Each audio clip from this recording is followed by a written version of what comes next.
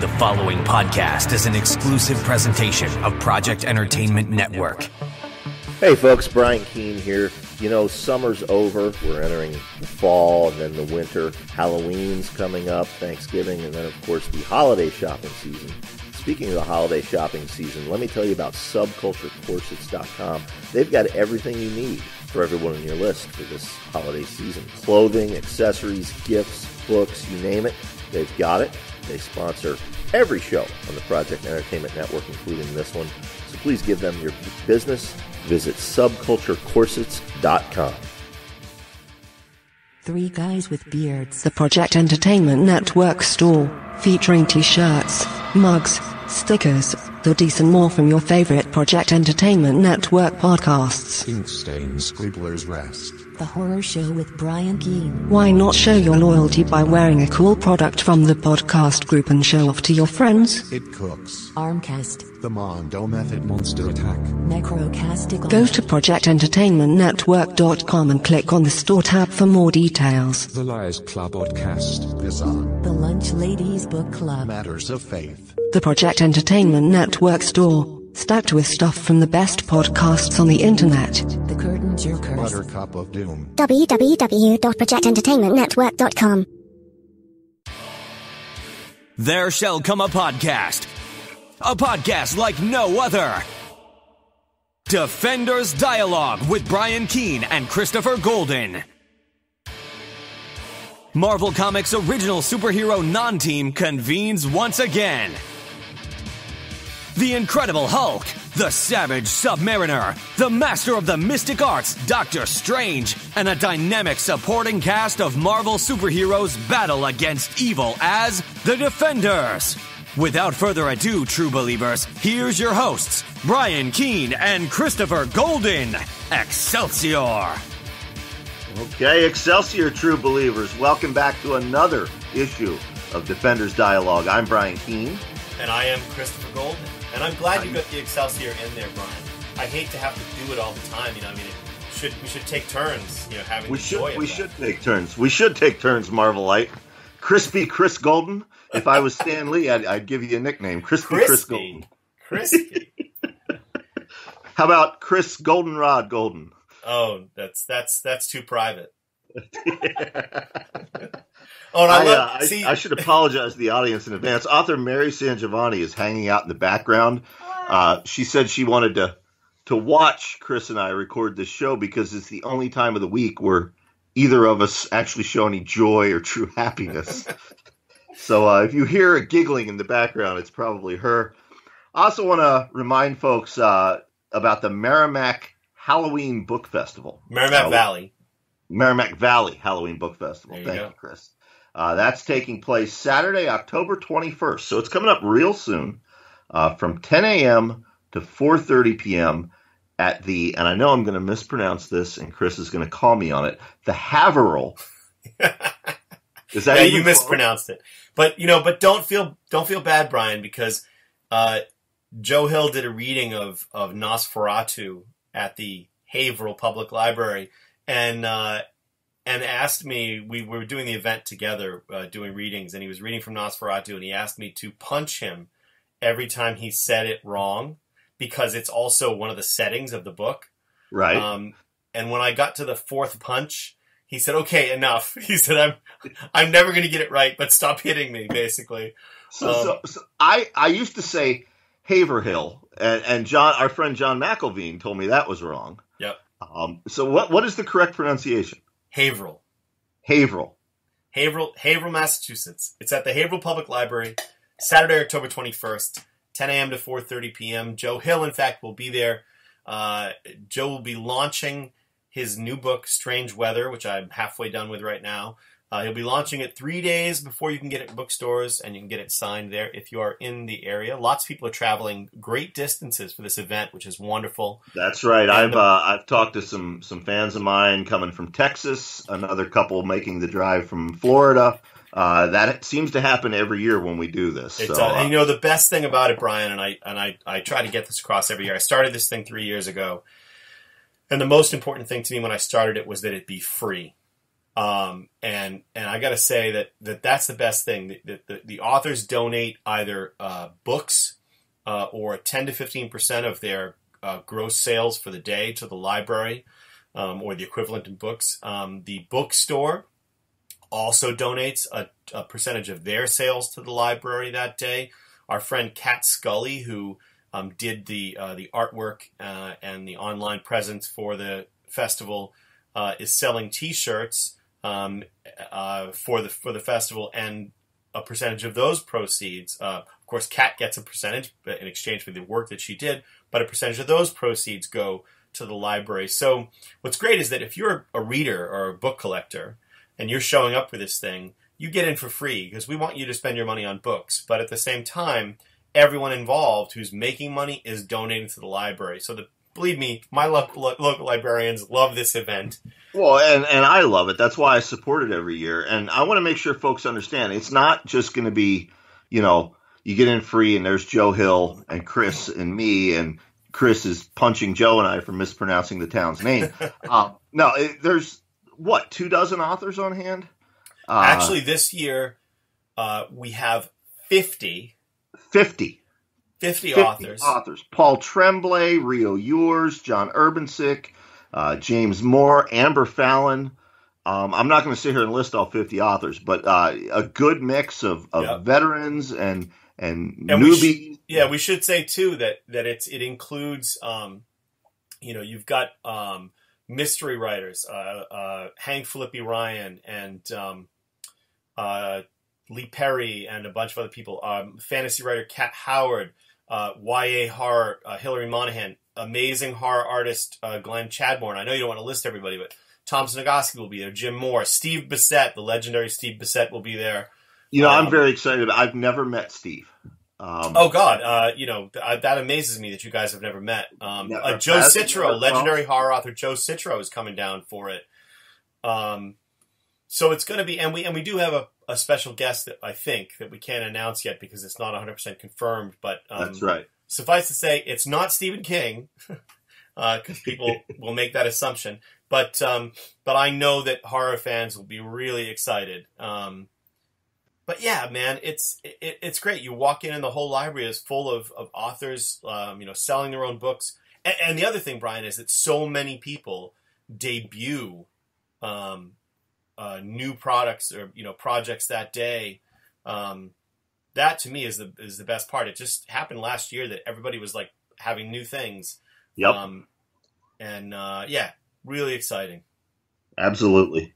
All right. Well, people right now are saying, "Oh, I don't care about this. Talk about comic books." Yeah, talk about the Defenders. That's okay. We got off on a tangent. We did.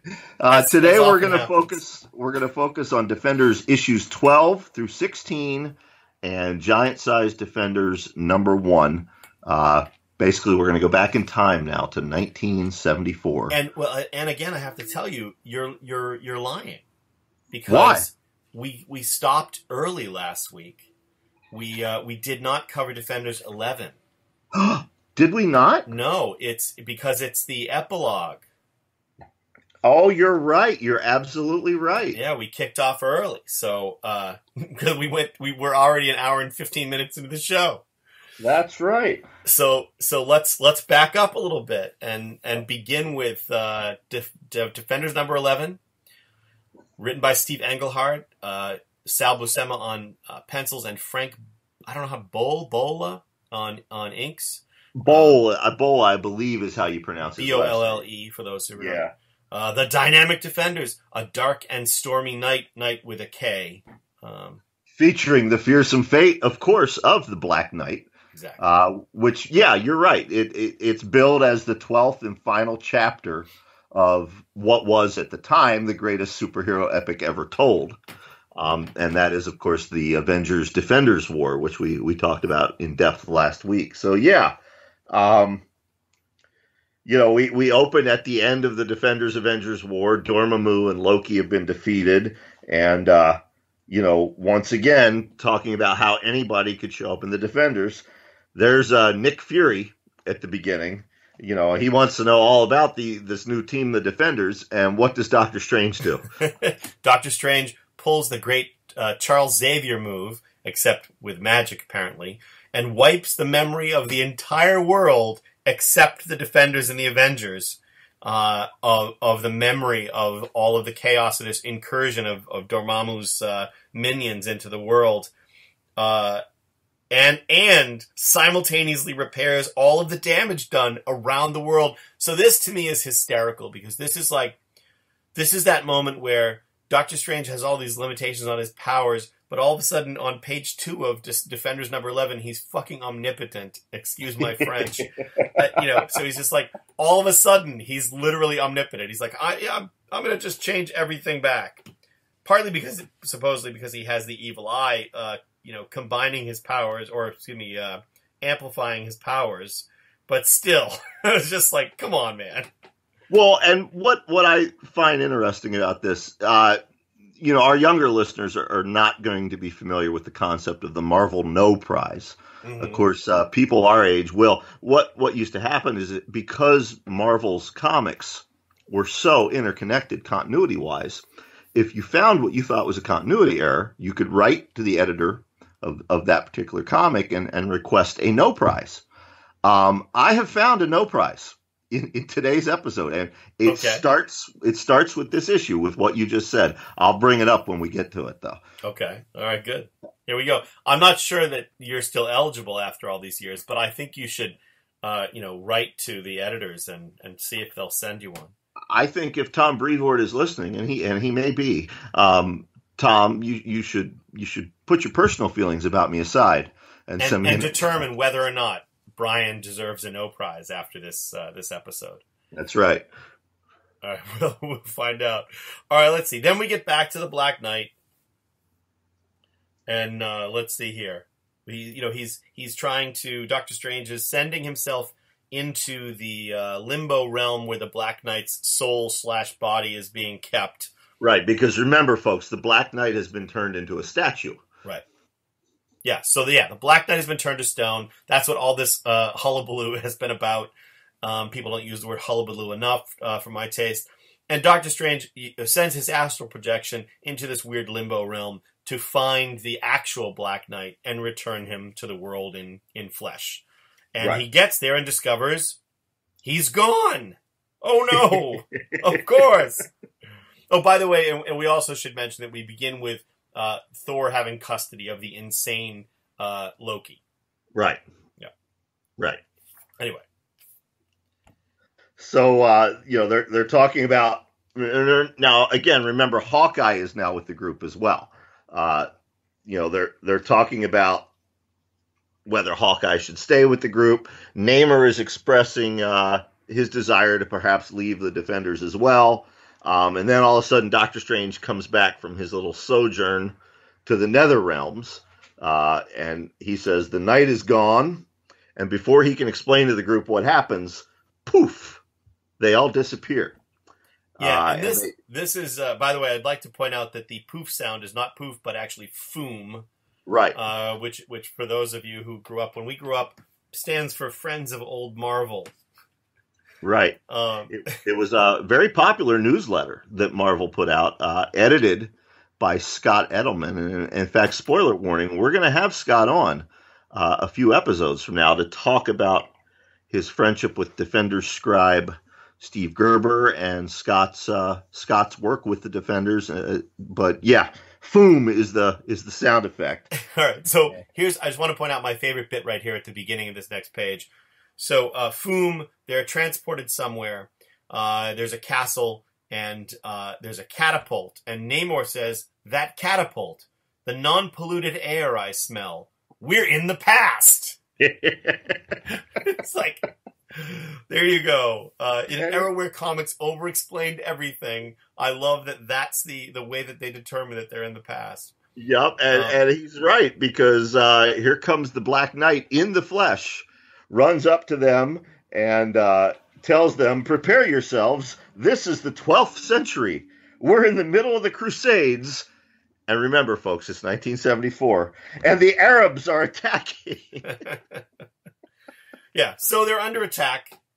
They fight back. And then, of course, Tom Snigoski appears in the shape of a gnome, that misshapen creature And again, I'm sure he doesn't listen to this podcast, but I will report to him that I called him a gnome. In the shape of this giant gnome called T-Max. That's right.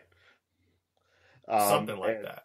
Yeah, it's T-Max. Surfer and Doc Strange team up against T-Max. They're not having any luck. Hulk tries going up against T-Max. He gets his ass kicked. Well, the thing is that it's just it's such a weird story. And again, these are the kinds of things that you had all the time in the 70s that I loved, So Doctor Strange is asking Dane Whitman, the Black Knight, to explain what the hell is going on. And Dane Whitman explains that somehow, through a spell cast at the time of Camelot's collapse by Merlin the Magnificent, my ancestor, the original Black Knight, lives again in me. Yep. Apparently the details were in Marvel Superheroes number 17. So Which somehow the events of Marvel Superheroes number 17 dragged the spirit of Dane Whitman out of the limbo realm in the present day and put him, merged him with his ancestor in the 12th century. It's a whole... I don't think we should go through a lot of explanation of how this happened. It just does. It just does. And there are a bunch of... and then I love that the fact that they disguise themselves wearing... in a move worthy of the Wizard of Oz... when the lion is not well concealed by the uniform that they put on to sneak into the witch's castle. The defenders have robes on, but the Black Knight still has his mask on under the robe. So does Hawkeye. Anyone who sees a glimpse of their faces will know they're not who they pretend to be. Well, not to mention, I mean, you got Silver Surfer and the Hulk, and the Hulk, and with Hulk, I mean. It's kind of hard to conceal their skin tone, But there is a great panel as far as craftsmanship goes. The next page, they're sneaking into this castle, and of course they get caught. And the unveiling comes, and there's just this wonderful panel by Sal Buscema. There's no word balloon, there's no dialogue, there's no caption. It's just this guy holds a torch up to see who's under the hood, and you just see the Hulk's snarling profile face. And it's just some masterful line work there. Really good ink job. That really stood out to me. Yeah, no, it's great. I love that moment too. But I love even more the next page. You turn the page and you have the panel that reads, "More giant gnomes!" Because one Thomas Skoski wasn't enough. Now there's 3 of them. All right. Anyway, the giant gnomes beat the shit out of the Black Knight. There's more fighting. Then we actually see Modred. So we, who's doing bad things. Chandu the Mystic is the villain in here, and we will see him again down the line. This is the most batshit crazy sequence of events at the end of this thing, and it's almost not. I almost don't want to spend time going through it point by point because it's so crazy. Yeah, I mean the defenders win. They rescue the Black Knight. I'll be honest, man. This one falls flat for me. Yeah. But what I keep in mind is that as we talked about on the last episode.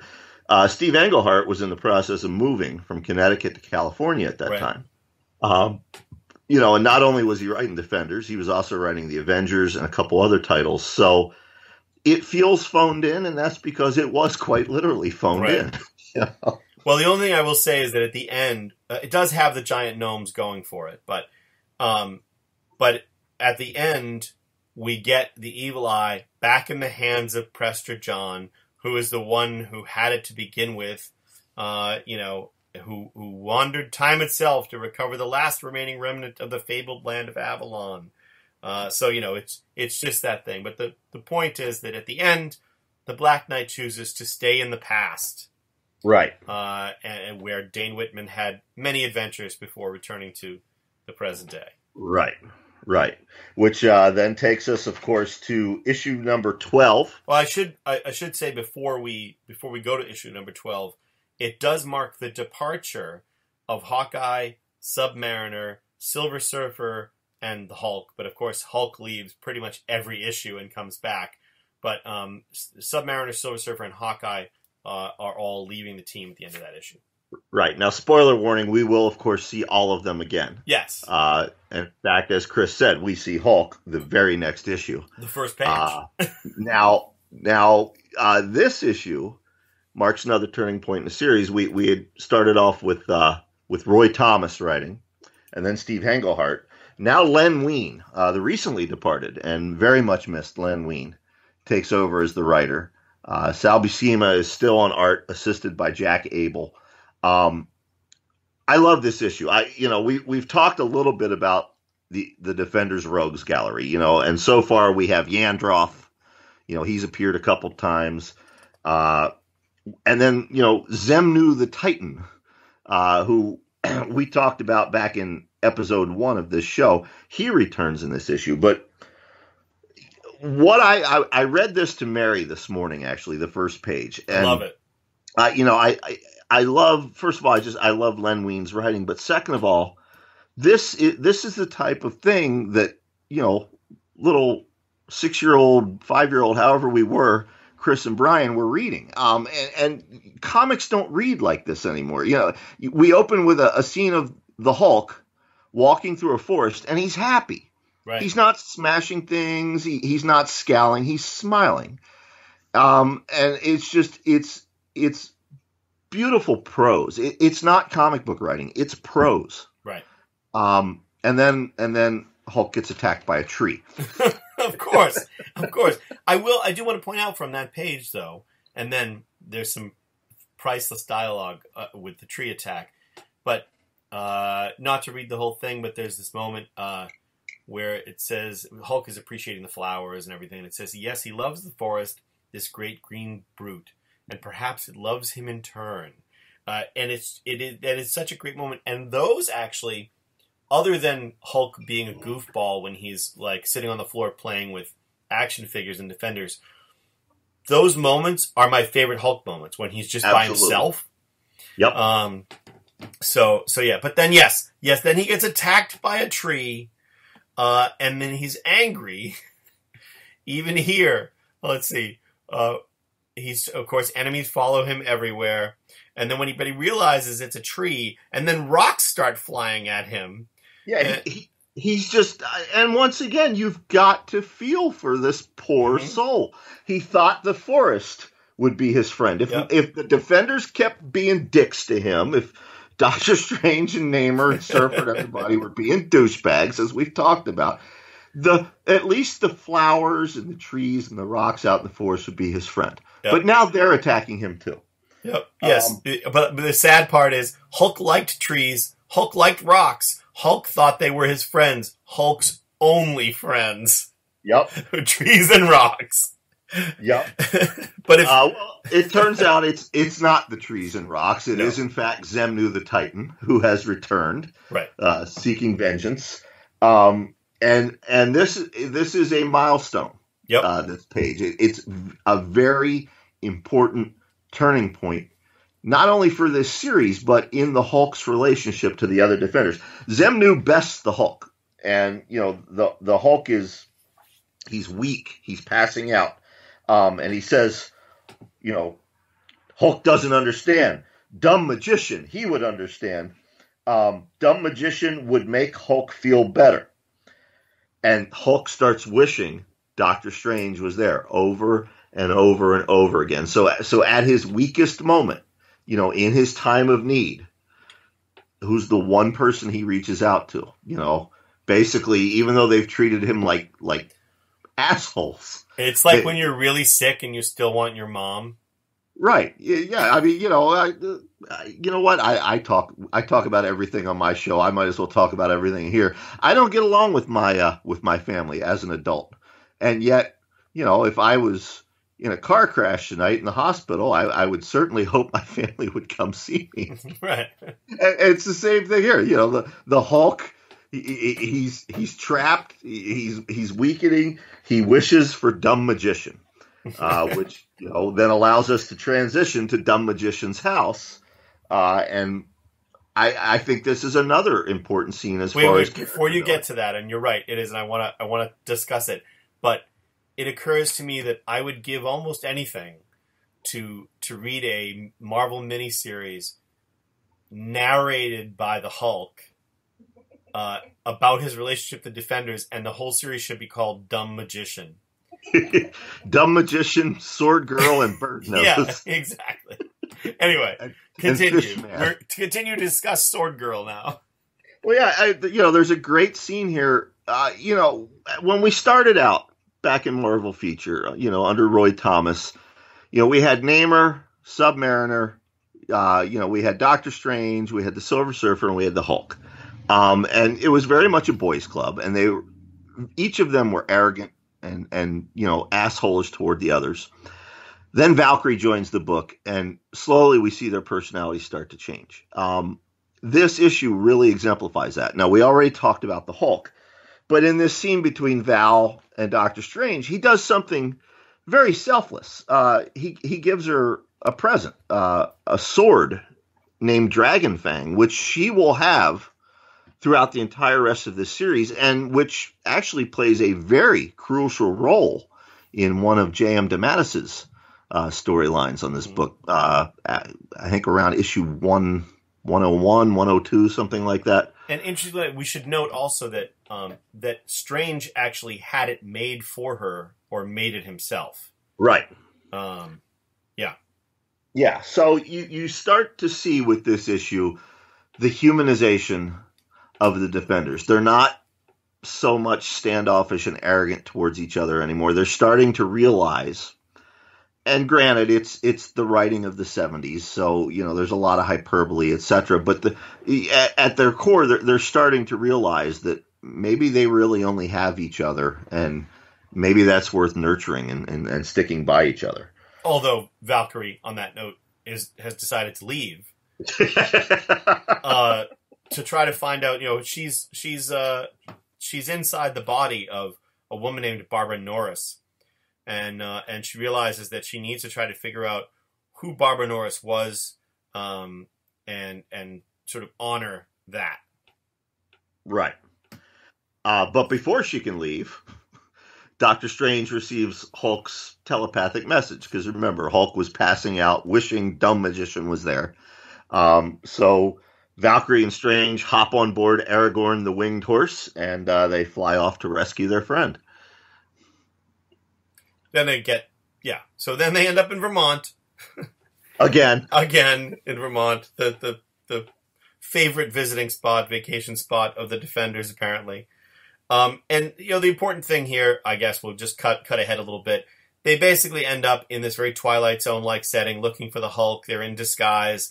People are acting sort of, normal, a little standoffish. Telling them that here's the new city hall, all this stuff. And the most important thing that happens in these pages is that you turn the page and they are threatened by a demonic-looking steamroller. Only in the Defenders. Maybe in the pages of Howard the Duck, but this is before Howard the Duck was being It looks published. like a panel out of Howard the Duck, indeed. Yeah. It's like Theodore Sturgeon's Killdozer on crack. Yep. But yeah, I mean, there's not a lot to talk about here. They fight Xemnu. They defeat Xemnu. Don't worry, he'll be back. He's one of the Defenders' main villains. But I don't know about you, Chris. For me, what's important is the last page. Strange says, Hulk, it is good to see you, my friend.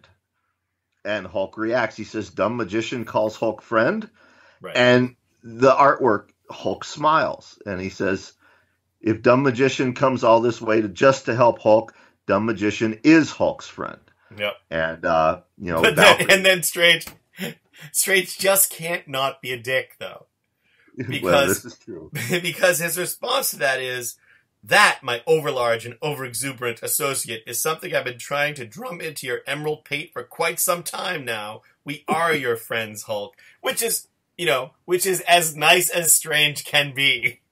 Valkyrie kind of softens the blow. She does say, "We hope the feeling is mutual." And Hulk says, "Hulk doesn't know what mutual means, but if you are Hulk's friend, Hulk is yours."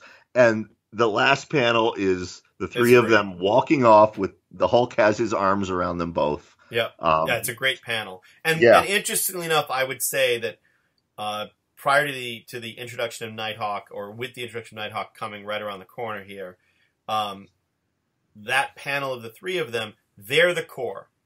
Right. Doctor Strange, Hulk, Valkyrie, and Nighthawk. You could say whatever you want about Namor and Submariner. They were a vitally important part of the team and its foundations and all that kind of stuff. But the non-team thing ends here. They call it a non-team forever. But for me, the familial element of the four characters, but these three plus Nighthawk. Absolutely. The non-team era ends with that panel. Agreed. Going forward, no matter who may come, who may go, the Defenders is Doctor Strange, Valkyrie, Hulk, and Nighthawk, who we'll meet a little later in this episode. Right. And then, of course, years later, I would add Gargoyle to that mix, but that's yes, I know years worth of broadcasts from now. I know. We'll have a whole episode devoted to Gargoyle. Yeah. Now, I don't know about you. We get into Giant Size Defenders #1. I don't know that we need to spend a lot of time with it because for those out there who aren't reading along, basically the majority of the book just reprints 3 earlier Hulk, Submariner, and Doctor Strange stories. Yeah, no, we're not going to spend a lot of time with it, but I think it's worth noting that the material that is not reprint is written by Tony Isabella, right? More commonly a DC writer, and I think most importantly, that material is drawn beautifully by Jim Starlin. Right, and now it's striking and it's jarring because up until this point, we've only had Sal Buscema on the book, and his Hulk is very distinctive. His Valkyrie is very distinctive. There's a uniform look to them. And keep in mind, at the same time, he was also drawing the monthly Hulk comic book. Right. As a kid, when I thought of Hulk, I thought of Sal Buscema's rendition of him. Jim Starlin's Hulk, on page 1, splash page, that's a scary motherfucker. That's a Hulk that is not out in the woods smiling. No. That's a Hulk that's not calling anyone friend. That's not a Hulk who likes the flowers. No.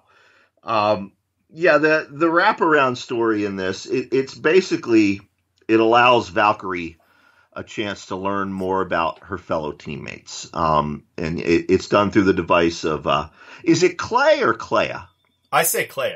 I say Clay. We'll go with yours, Clea, who is, of course, Doctor Strange's companion and partner, and who, in her own right, will become a vital part of the Defenders in issues to come. But this is the first time in the series that she's really had, a major interaction with the other characters. Most of the wraparound story is her telling Valkyrie, these other tales of Namor and Hulk and Submariner. Right. Right. So we get the excuse to have the flashback, to the Hulk's origin, which, again, if you haven't read them, it's great to have. Right. If you've read them, that you might reread them for enjoyment, or you might just skip them. But then you also get, in between part 1 and part 2, you do get this page, again, drawn by Starlin, that is just amazing. The page with the Hulk eating the chicken leg or turkey leg or whatever it is. It's weird. It's weird to see. It is. Like I said, it's a very, very different Hulk than what we've become accustomed to from Sal Buscema. Yeah.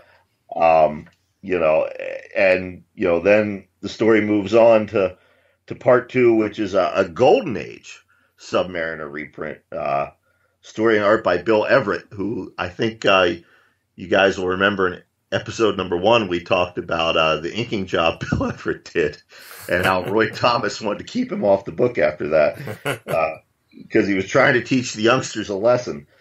So yeah, and then there's a wraparound story where Hulk and Strange and Namor get kidnapped and taken to this alternate dimension by a villain named Mr. Rasputin, who, to the best of my knowledge, never appeared again in any other Marvel comic. And there's a reason for that. Yeah, I mean, it's just, it's a throwaway issue. Basically, it was a chance for them to pull out these 3 reprints and cash in on the Defenders, because at that point, the book was starting to get some popularity, after its crossover with the Avengers. Right, yeah. I mean, again, I do enjoy the Starlin art. I'm glad it wasn't, every issue, because I like the more congenial looking Defenders later, but it is cool to see them like this, especially toward the end. And most importantly to me, we finish with this great pinup page of Valkyrie, Silver Surfer, Namor, Hulk, and Doctor Strange. Right. Double page spread pinup. Right. And then that takes us to Defenders 13, which I imagine we are going to spend some time talking about. It's probably, since the debut, back in Marvel Feature, I don't know, you may disagree with me. I think this is probably the keynote issue of the series so far. This is when everything starts to come together. This is, the first introduction of Nighthawk. It's the first introduction of certainly one of the biggest names in the Defenders Rogues Gallery, Nebulon, the Celestial Man. Right. And of course, the Squadron Sinister, who in various incarnations go on to have a huge presence over the Marvel Universe. Well, especially in the last 10 years. Yeah, definitely. So yeah, Hyperion and Squadron Sinister. It should be noted again, now Len Wein is the regular writer on the title. Sal Buscema continues as the regular artist. This issue is inked by Klaus Janson. Yes. And Buscema's art looks different. If you really want to understand what an inker does in comics, compare the previous issue with this issue. This looks more along the lines of, Frank Miller's run on Daredevil in the 80s. Again, yeah, exactly. I was going to say is that, that Klaus was the inker on those. And you see an immediate effect of his inking on this. There was a certain softness to earlier issues, and that's sort of gone. It does look more like that Miller stuff. There's a it's gorgeous. So yeah, so we open once again gazing down on Doctor Strange's home in Greenwich Village, and the person who's looking at it is the Nighthawk in the Squadron Sinister uniform. Nighthawk Kyle Richmond. Now, Brian, clear up my confusion here. Okay. All right. So I get confused. Now, the Squadron Sinister are from an alternate Earth. Right. They're trapped here, right? Yeah. They're an analogy for the Justice League of America. Sure. They're like the evil Justice League, right? Right. Instead of Superman, you have Hyperion. Right. Nighthawk is Batman. Right, exactly. Nighthawk is Kyle Richmond. He's a billionaire. His parents were killed. His butler, helps him out, and he dresses up like a hawk. But yeah, the Squadron Sinister, they're from an alternate Earth. They've been trapped on this Marvel Earth, which back then was known as Earth 616. It was known as that up until I guess last year or the year before. Right. So they're villains. They're super villains. It's basically what if the Justice League were super villains. Right. And for those who don't know, by the way, it was Earth 616 because that was the address of the building where Marvel Comics was located during this period. That's right. Yeah. That's right. But yeah, so Nighthawk, he's peering down at Doctor Strange's house. Inside, Doctor Strange is trying to entertain Hulk and Valkyrie.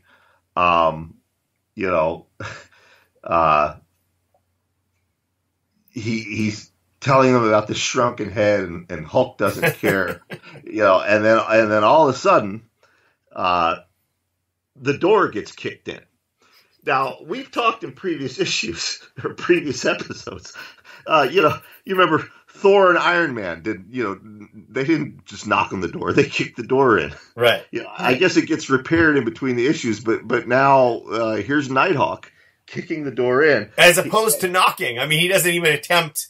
Also, by the way, in previous issues, we've shown that it's impossible to get into Doctor Strange's Sanctum Sanctorum because there are all these mystical defenses, and yet Nighthawk walks up, smashes the door in, and walks in. But this page is also where we get the name Bird Nose for Nighthawk, which lasts forever. Right, and that's why I said this is a key point issue, because not only is it Nighthawk's first appearance, it's the first time Hulk calls him Bird Nose, and he will call him Bird Nose throughout eternity. So Nighthawk explodes the door, and then he apologizes. Forgive the sudden intrusion, but I've got business with you people that just won't wait any longer. So he outwits the Hulk. He outmaneuvers Valkyrie.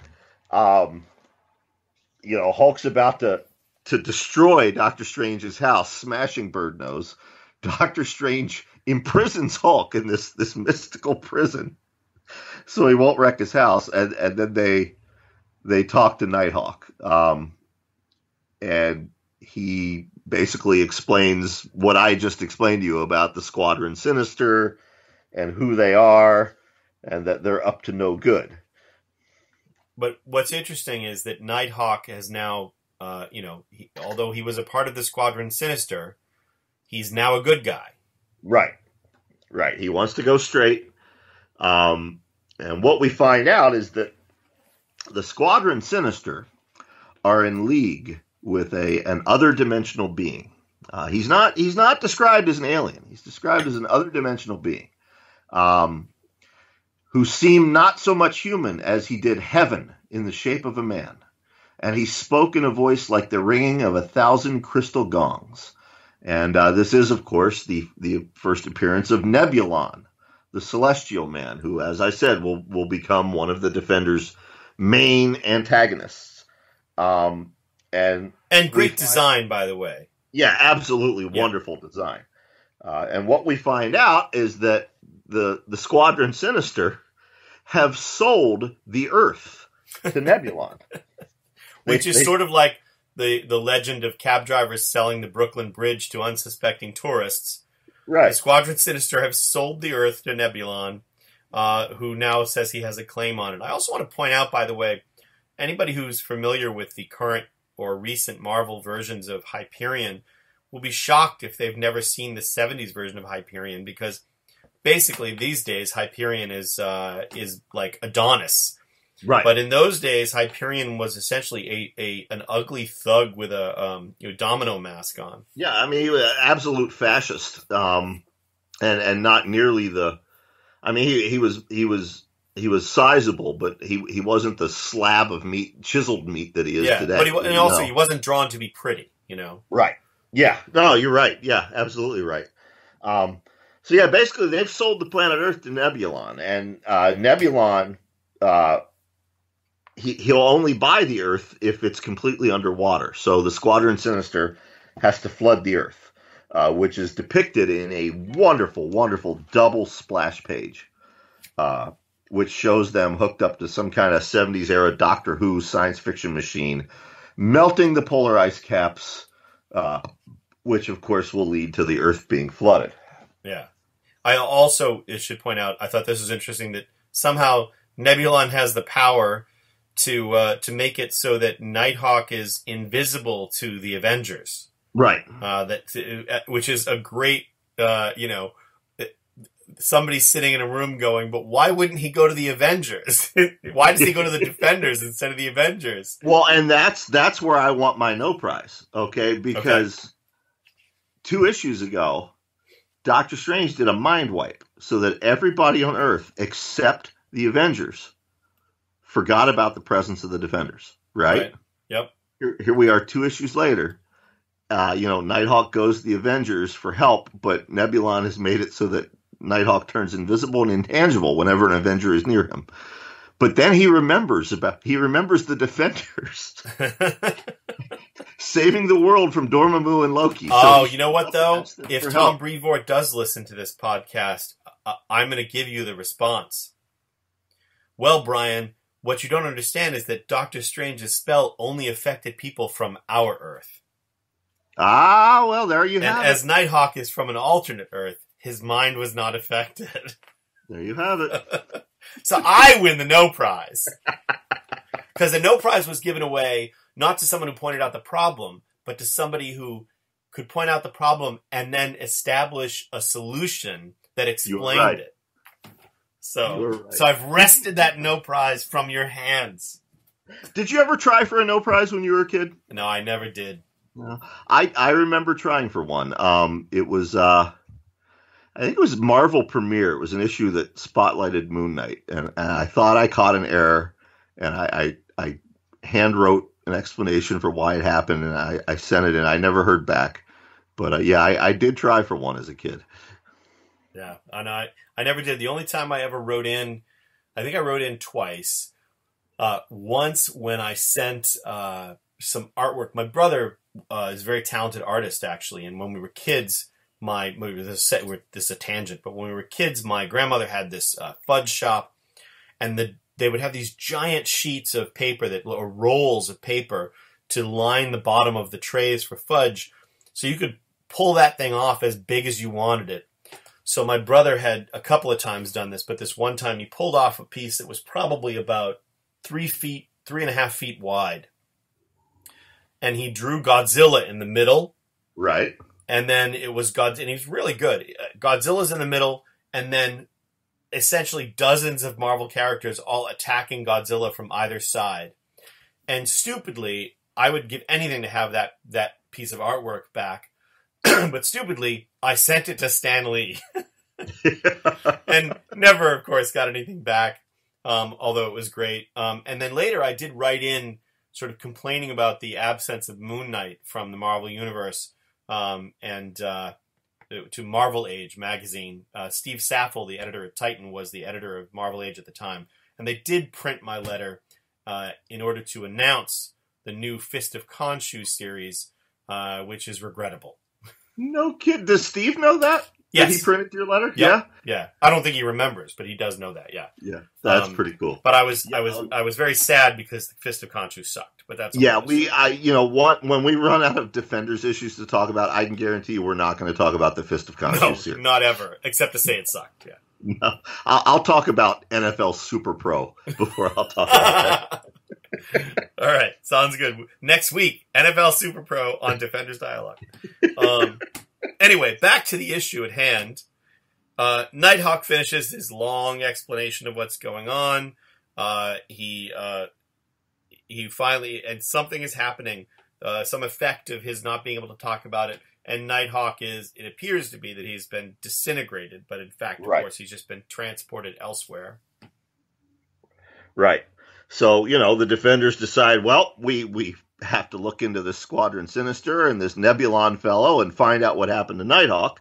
So you've got Hulk, Val, and Doctor Strange, and they're going to need more help. So Doctor Strange goes to one of the other Defenders, Namor, the Submariner, and Submariner tells him fuck off. And Doctor Strange kidnaps him. He abducts him against his will in his sexy new uniform. Yeah. Oh, yeah, that's the best. And then it's Valkyrie who persuades him, to go along and that this is too important. He's going to cooperate, and Hulk says good. Hulk would not have liked smashing Fishman, even if Fishman does wear funny new clothes. Yeah, I don't know. Anyway, then there's a fight with the Squadron Sinister and the Defenders. We do get to see some glorious shots of Namor with his totally unnecessary wings under his arms in his new uniform. And who knows how they're there, because the winged portions are stuck to his arms. Oh, by the wristbands. I see. Yeah. Yeah. It's ludicrous, and that costume did not last long. It looks cool. It's just silly because he doesn't need them to fly. No, he doesn't. He doesn't. Yeah. But yeah, it's a fantastic battle. If you're looking for, Bronze Age battles, this issue really delivers. It's one of the longest fight sequences, I think, in an issue of the Defenders. And the Defenders are getting the upper hand over the Squadron Sinister, and then Nebulon appears and just overpowers all of them, imprisons the Defenders in this globe of energy, and tells them he doesn't wish to harm them unless they force him to. That's where I was going to say. That's where we begin Defenders number 14. Also written by Len Wein. Artists are Sal Buscema and Dan Green. Dan Green goes on to have a long career at Marvel, right? Doing a variety of things. There's a big recap about the Squadron Sinister. There's Nighthawk stands up to him. A lot of this is sort of one of the weaknesses of comics from this era is the constant necessity of recapping prior events, which doesn't exist now because they all assume that you're going to read them in a trade paperback eventually. Right, everything's written for the trade these days. And so Hyperion is stepping in to maybe change his mind about what's going on here, and then the Wizard, tells him he wants to see those do-gooders bleed, and Hyperion smashes him in the face. Right. Right. Actually, though, Hyperion says because that death is too swift a punishment. Right there, you go. Yeah. Anyway, so we get. Yeah, I think what you meant was Nighthawk changes his mind. Yes, I'm sorry. Yeah. He's been trying to get the Squadron Sinister to believe he's still on their side, but now he reveals that he's working with the Defenders. Right. And Nebulon sentences him to the same fate as the Defenders, puts him inside the energy globe with them. So now Nighthawk is officially a Defender. Right. And then he sends them up into space in the globe. And Hyperion says, he wants them to drift helplessly through space as he did, without hope of salvation. And that's what Nebulon does. He sends the globe up into space, and they're above the planet's atmosphere. And they're trying to smash their way out. And Doctor Strange can't get it to open, Hulk can't get it to open, and then Nighthawk suggests, why don't they all concentrate their power on one spot? And they do. And they work together to be free. Yeah. I think the interesting thing about this, there's not a lot. When I say there's not a lot to discuss in this issue, I don't mean that it's not a great fun read. It's a lot of fighting, a lot of turnaround, great battle scenes. Yeah, I mean, we could sit here and say, and then Hulk punches Hyperion. Yeah, but there's not a lot. You're right. There's not a lot to talk about it to that extent, except when you get to the end. So Nebulon is being attacked. He's getting weaker, and all of a sudden, this gorgeous golden god of a man starts to say, "Get back! You mustn't see me like this. See you like what?" All I can see is a solid gold blur. And then Nebulon is revealed. The Celestial Man is revealed to be a beautifully designed, incredibly disgusting, tentacled alien creature with fins on its back and straight out of H.P. Lovecraft. Yes, absolutely. Straight out of Lovecraft. It's described as a form that seems the very essence of every misbegotten monstrosity to ever slither through a maniac's nightmare, a slavering, slime-caked, unnervingly repulsive obscenity that speaks in a hauntingly familiar voice, and it's still Nebulon's voice. Yeah. So they turned the machine on it that they were going to use or Nighthawk saves the day by turning the machine that they were going to use to melt the polar ice caps onto the creature that Nebulon is, and overloads him with power and destroys him. Then the machine goes haywire and explodes. And Nighthawk is badly injured. He's dying. Right. And this is a key point. It's a key plot point that will definitely resurface again later Yes. in the series. He's basically dying, and the only way to save him, Doctor Strange takes the combined life forces of Namor, Valkyrie, Hulk, and himself, and puts a little bit of those life forces into Nighthawk. Right. He shares that. Yep. And with that, Nighthawk officially joins the Defenders. Yep. And I love Namor gets pissed and he flies away. He says, "Don't summon me again. If I come, it won't be as an ally." And Hulk says, "Fishman goes away angry, but Hulk does not care. Bird Nose will be Hulk's new friend." That's right. And the emphasis on new is in the comic. Yep. So Nighthawk becomes a part of the group. And then issue 15 is very interesting to me. Geez, we have 2 issues left to discuss, but we'll see. Issue 15 is very interesting to me because at a time, correct me if I'm wrong with this, Brian, but at a time when the X-Men was not being then currently published. It was not. The Defenders 15 with Nighthawk in his new costume, which is so much better than the earlier costume. Right. Features the Defenders against Magneto and the Brotherhood of Evil Mutants. That's right. Once again, proving what we've said in previous episodes, the Defenders was the one Marvel comic where literally anyone could show up. You never knew who was going to show up next. Yeah. And in this issue, Magneto, the Brotherhood of Evil Mutants, strictly an X-Men villain. Right. But here they are fighting the Defenders, and not only that, Professor X shows up. Right. Yep. So we open with Valkyrie telling Doctor Strange once again, "Hey, remember a couple issues ago I wanted to leave and go in search of this woman Barbara, whose body I inhabit, and she's still wanting to do that. But before she can, Professor X appears." Right. Always these things getting in the way of Valkyrie going on her soul-searching mission. Yeah, Professor X basically he tells him, that the X-Men are on a secret mission, which took place again. Marvel's books often, what happened in one impacted another. Over in Marvel Team Up issue 23, the X-Men are on a secret mission. So Xavier doesn't have any X-Men to help him, so he's shown up to ask for the Defenders' help. And I still want my no prize, Chris. Okay. Because, Nighthawk, he's from a different Earth. Professor X is from Earth 616. How does he know about the Defenders? Well, he's a mutant. And the most powerful telepath on Earth. So, really, I get 2 no prizes and you get 0.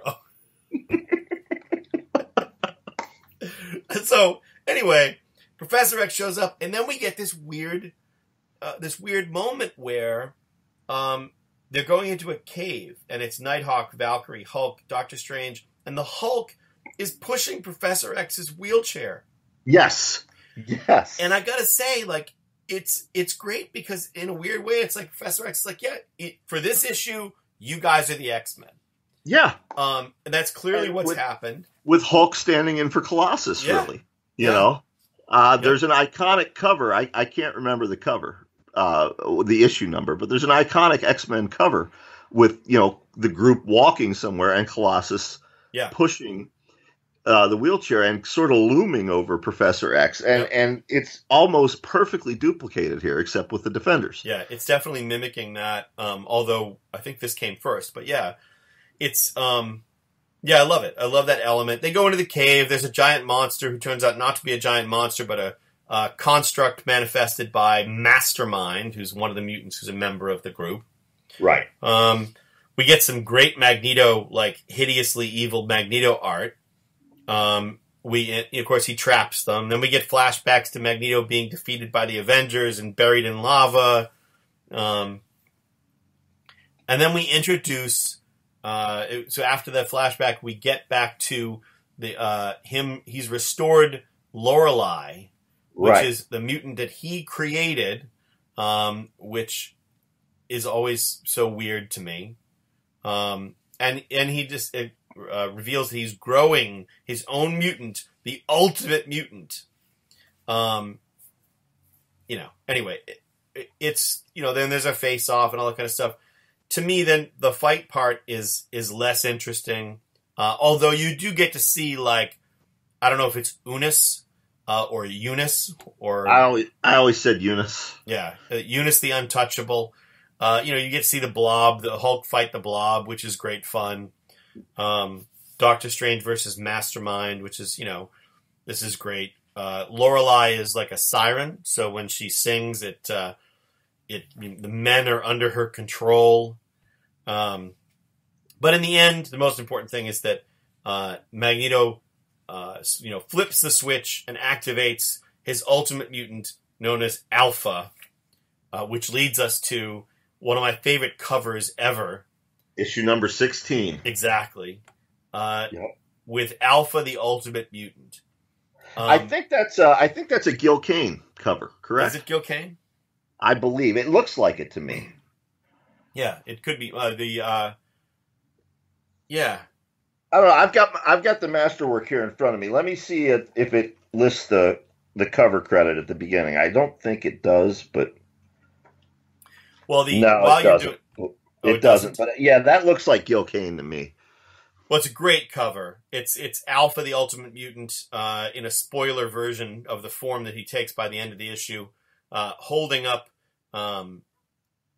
scales, and in the balance you have the Brotherhood of Mutants on one side and the Defenders on the other. It's just a great image. Right. Again, Len Wein, Sal Buscema, this time Mike Esposito on inks. And a big difference. Once again, it shows you what a difference an inker can make. Right. Same artist, but the overall tone of the entire book is so different than when Klaus Johnson was inking it. Yeah. Yeah, very different. Now this one is fight heavy. This issue and in a rarity for 70s Marvel and DC comics, the recap, the obligatory recap that you had to have at the beginning of every issue. Right. It's surmised in one page this time. The first page, tells you everything that happened in the last issue. And then bam, we're into an immediate throwdown. Yeah. So what I want to talk about with this issue, rather than go through any of the actual dialogue or anything, I just want to what I find really interesting about it is it's a combination of sort of the Day the Earth Stood Still kind of stuff and so many episodes of the Twilight Zone. Right. But basically, Magneto bursts into the United Nations, and with knowing that Alpha, the Ultimate Mutant, is essentially his slave, he demands control of the world. And the United Nations are basically like, go to hell, we're not going to do that. And Alpha raises the UN building out of the ground in New York, floating it above the sky. He's doing, all of Magneto's bidding. Sorry. But what's fascinating to me is you see Alpha evolving over the course of the issue. And that's the sort of Twilight Zone element about it to me, is that we get this issue in which Alpha can do anything. And at first he's obeying Magneto, but as he learns about the world and he starts to make his own judgments and come up with his own sort of wisdom and evaluations about humanity, he gets to the point where he sees that what Magneto is asking him to do is wrong. Right. And of course we need Professor Xavier to tell us that Alpha's head is different somehow, cranium grown larger.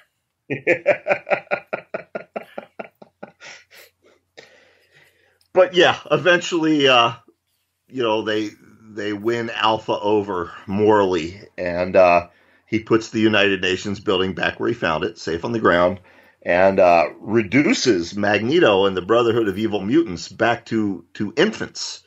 The very last panel shows them, they're all babies, squalling babies, but the Magneto baby still has the regular adult-sized Magneto helmet on. Yeah. Which is the best, but that's what I do love. I did love that last panel of them as babies. It's great. Right.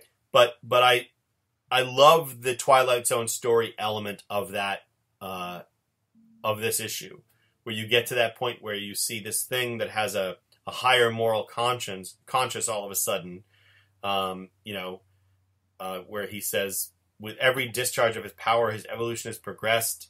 He's become far more than your fellow Homo sapiens could begin to comprehend. There's no longer any place for me upon this pale green planet. Perhaps there never was. So he goes into space to seek his destiny elsewhere. Right. And so, yeah, I loved that Twilight Zone element of it. I did too. And it's what's interesting to me, and without getting into spoilers, next week, the issues that we cover, they were written by Chris Claremont, who, of course, now he's written a lot of good things, but of course his name is synonymous with the X-Men. Actually, we're not in Claremont yet. We're not? No. Next week we're in Len still, and that's it. Yeah, it's Len, and then I'm sorry, there is one issue written by Claremont. Issue 19 was written by Claremont. All right, issue 19. So within a couple issues, it would have been interesting to me to see how different this two-parter of the Defenders with versus Magneto and the Brotherhood would have been had Claremont been writing it. Yeah, and again, it's interesting too because we talked about on Three Guys with Beards. We talked about the fact that I had thought in my mind that I had forgotten that Len Wein is the one who sort of invented the new X-Men. He brought those characters. He created so many of those characters. In my mind, it was Chris Claremont who'd done that, but Chris actually came on after. Len handed the reins off. So it's interesting that here sort of the same thing is happening. That it's Chris who comes in and pinch hits for Len. But anyway, we should say that next week we will be discussing Giant Size Defenders number 2. That's right. And the Defenders 17 through 19. Right. And I think that'll be it because then after that, we'll be going into the Steve Gerber issues. So we get into one of, in my opinion, one of the finest runs on a Marvel comic book series ever. And that is, of course, Steve Gerber's legendary run on the Defenders. So, next week, there are two big things that happen next week. The debut of two of the Defenders' main cast members. The first is, of course, Luke Cage, Power Man, who will be known to our younger listeners from his Netflix series, and Damian Hellstrom, the son of Satan, one of my favorite Marvel characters. Damon, we'll fight about that one. It is Damon, but I was a kid and watching The Omen when I shouldn't be watching it. I would lie to my mother and say, I'm going to go see Herbie the Love Bug Goes to Monte Carlo, and then she'd drop me off theater, and I'd say, a ticket for Damien Omen 2, please. So, 8-year-old Brian saw him as Damien Hellstrom. Well, it's so funny because how many times has that slipped by Marvel editors and shown up as Damien? More than once. Yep. Well, and his last name, too. It's Hellstrom. Right. But I guess around the 90s, maybe around Warren Ellis's time on the book, it got changed to Hellstorm. Well, his superhero name was Hellstorm. Right. But we should talk about this next week. We'll talk about this next week. We should. But yes, right. Luke Cage and Damon Hellstrom, son of Satan, make their debuts in the Defenders. And we will talk about that next week. Right, and Luke Cage in upcoming issues, he changes the entire tone of the book. He's one of my favorite Defenders.